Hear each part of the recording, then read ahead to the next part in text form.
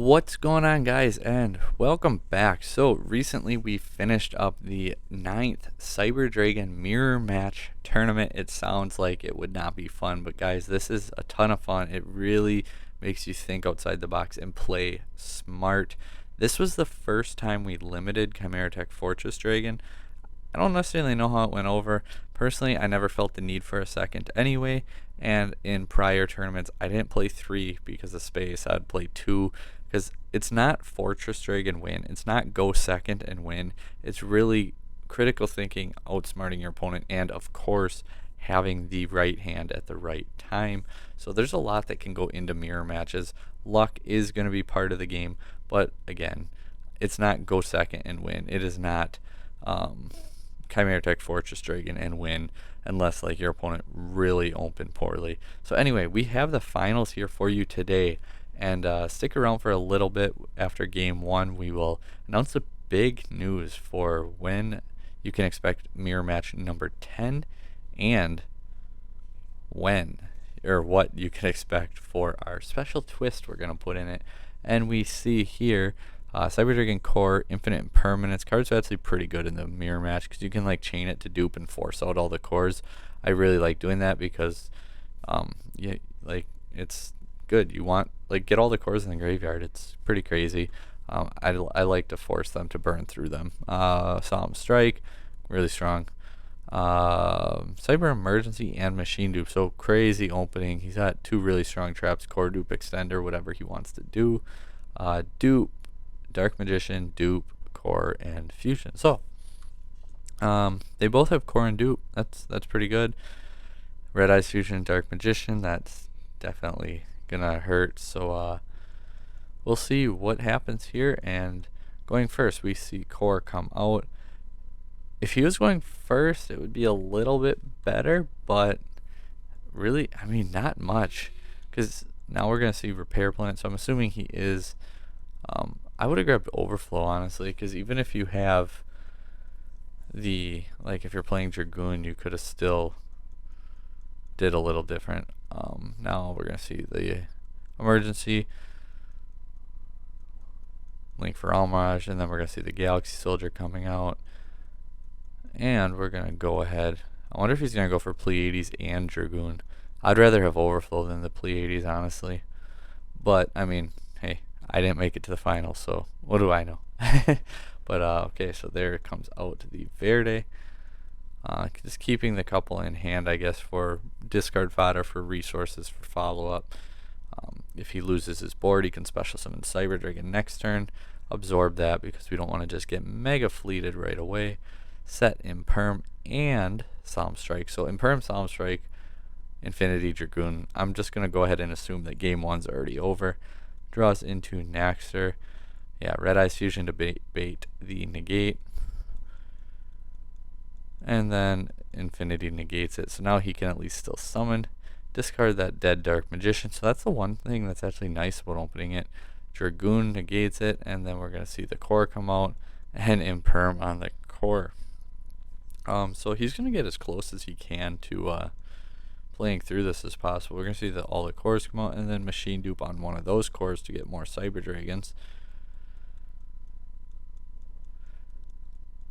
At this point, I mean, he still has that Solemn Strike, and hopefully he strikes the Infinity, not the Nova. That actually, okay, he does have the Naxter in graveyard. I was going to say, I didn't know if he had a actual target in grave. Seeger comes out. Nothing on summon, so then we're gonna go into a big fortress. If you're playing Overload Fusion, I guess you still gotta get over the Dragoon. Otherwise, you could almost make the Infinity try to force the strike, and then he could have made Verde, and then just beat over and went for game that way, because Dragoon's got 41 or 4,000, but I mean, you'd attack for 42 3 times. Summon's fine. Gonna boost, and there goes the effect. Can't chain to it, that really hurts. Won't be able to do anything. Like I said, I wonder. I would have went for Verity and then sent the Overload Fusion because you know he's playing it since it was required per the deck core. Just the one difference I would have done there. The one Fortress is gone, so he can Dragoon pop negate with Infinity. I mean, there's really no point because he's just going to Dragoon pop again a second time, and that is going to be game one. So, like I said, we have some big news. Mirror Match Tournament, number 10. What are we going to do to make number 10 special? Well, we're not going to have a deck core, first off. We do have a few deck requirements. First off being your main deck must require 20 Cyber cards in it. We are going to count Instant Fusion, Galaxy Soldier, Jizukiru, Overload Fusion, and Machine Dupe all are going to be considered Cyber cards. So 20 Cyber cards that either must have Cyber in the name or be one of those cards that we just listed. There will be a post with all the details on it too, but I want to give you guys a sneak peek at it now. The extra deck must contain at least 5 monsters who are either a Cyber Dragon monster like Nova and Infinity, or have it as material such as Mega Fleet and Fortress and Rampage. So 25 magic numbers. But that's not too crazy, right? That's pretty standard. What else could happen? Glad you asked. We're going to have one banned card allowed at 1, or one limited card can be played at 3. So pick wisely, be smart, and practice your spiciness. I want to see what people come up with. I already know what I'm going to do, and yeah, I already know what I'm going to do. But anyway, you can have one banned card at 1, or one limited card at 3. Guys, keep in mind, Macrocosmos is pretty good in the Cyber Dragon Mirror Match. And, you know, there's also Imperial Order, Instant Fusion, other really strong limited cards. And then, if we're talking banned cards, you realize Nightmare Mermaid, Orchestra Horror, things like that. Just saying. I would not pick Pot of Greed if I was you guys. I would not do it. Anyway, let's jump on into game 2 of the Mirror Match 9 finals. So, opening hands, we have Trap Trick, Machine Dupe, Overload Fusion, Ash Blossom, and hers. Pretty good opening. I mean, crazy extender. Ash Blossom. I actually am considering bumping this up and playing in my pure build more, just because I really do like opening it. Obviously, you need the right hand. I hate opening it when it's dead, but it's such a crazy card because you just play through negates and then drop that and win. Trap Trick means overflow. It means imperm. It means possibly like a D barrier or something like that to stop his opponent. Dupe and hers is all he needs. Ash Blossom, negate. Ice Dragon's Prison card's insane in the mirror match. I'd highly recommend it. Same with Super Poly. Like, these two cards are crazy. Another Super Poly, Rev, and Fear. Not the best opening. He's got 2 really good hard counters, but my problem was I was opening too many of my counters and not enough of my Cyber cards. So we'll hopefully not see that be the issue. Set Poly, set the Ice Dragon's Prison, and pass. Ooh, draws into hers. Not that good. But it's still playable. So hers is going to come out. There goes the dupe. Cyber Dragon. Goes into battle phase right away. Going to swing for 4,300.